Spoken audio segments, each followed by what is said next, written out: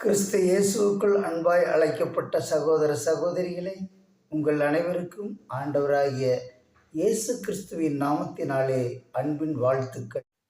பழைய ஏற்பாட்டு கால விசுவாசிகளை பற்றி கூறும் அதிகாரம் எபிரேயர் 11ஆம் அதிகாரம்.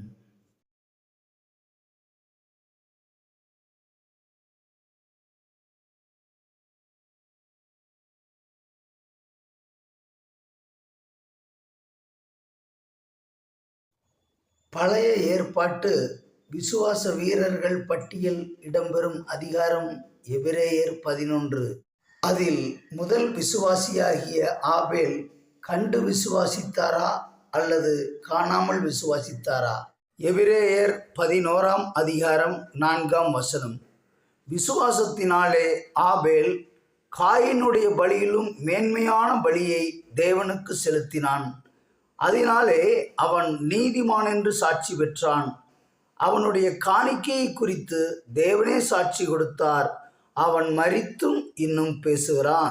எபிரேயர் 11ஆம் அதிகாரம் 4ஆம் வசனத்திலே விசுவாசத்தினாலே ஆபேல் காயினுடைய பலியிலும் மேன்மையான பலியை தேவனுக்கு செலுத்தினான் என்று எழுதியிருக்கிறது. விசுவாசத்தினாலே, இது முக்கியமான விஷயம். ஆபேலும் பலி செலுத்தி இருக்கிறார், காயினும் பலி செலுத்தி இருக்கிறார். காயின் ஒன்றும் பழுதானதையோ அல்லது அழுகி போனதையோ அல்லது கெட்டு போனதையோ அவர் செலுத்தவில்லை. அவரும் பலி செலுத்தி இருக்கிறார், ஆபேலும் பலி செலுத்தி இருக்கிறார். ஆனால் தேவன் ஆபேலுடைய பலியை அங்கீகரிப்பதற்கு ஒரு முக்கியமான காரணம் இருக்கு. விசுவாசத்தோடு பலி செலுத்தி இருக்கிறார். அது என்ன விசுவாசம்? அவருடைய விசுவாசம் என்ன என்றால், ஆபேல் தன்னுடைய காணிக்கையை தேவன் நிச்சயமாக அங்கீகரிப்பார் என்கிற விசுவாசம். ஒரு வசனத்தை மீண்டும் படிக்கலாம் பாருங்க. அதாவது எபிரேயர் 11ஆம் அதிகாரம் 4ஆம் வசனம். விசுவாசத்தினாலே ஆபேல் காயினுடைய பலியிலும் மேன்மையான பலியை தேவனுக்கு செலுத்தினான்.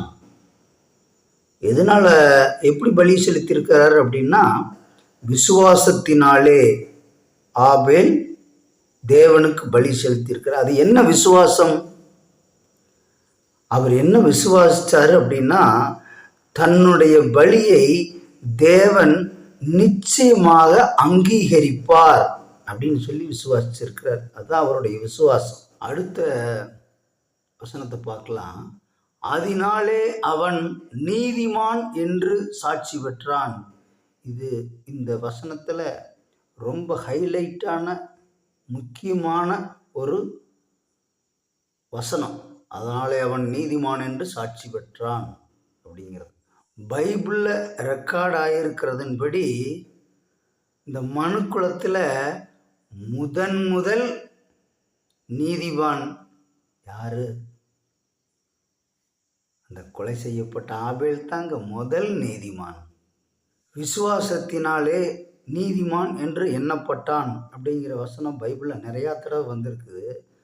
அப்போ முதல்ல நீதிமான், முதல் விசுவாசி யாரு? அந்த ஆபேல் தான்.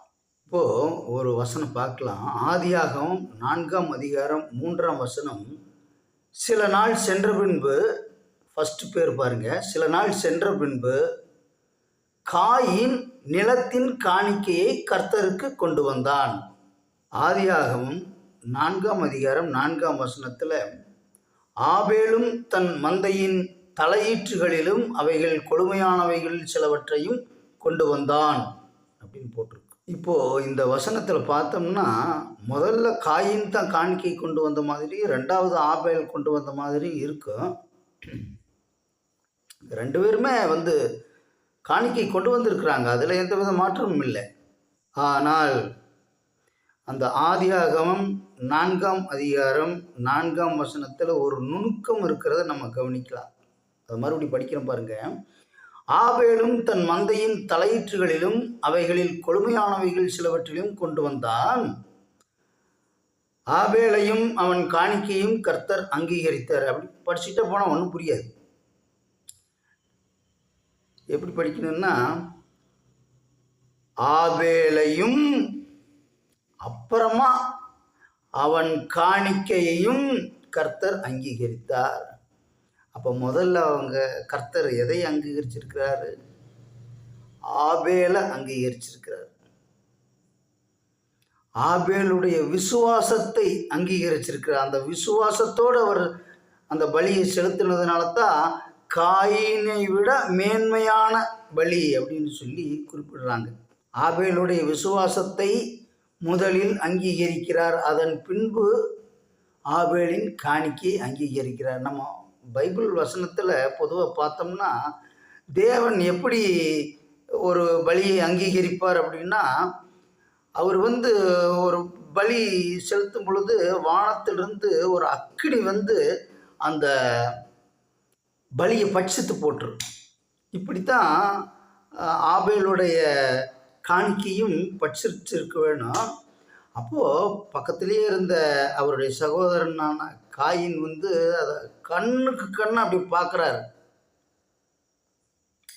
அவருடைய பலி மட்டும் அங்கீகரிக்கப்பட்டதை பார்த்து கண்ணுக்கு கண்ணாக பார்த்தது அவருக்கு எரிச்சல் அடைந்து அவருடைய முக நாடியே வேறுபட்டது.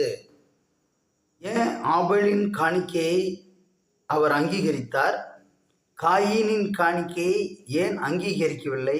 அதை நம்ம பைபிள் வசனத்தின் மூலமாக கண்டுபிடிக்கணும்.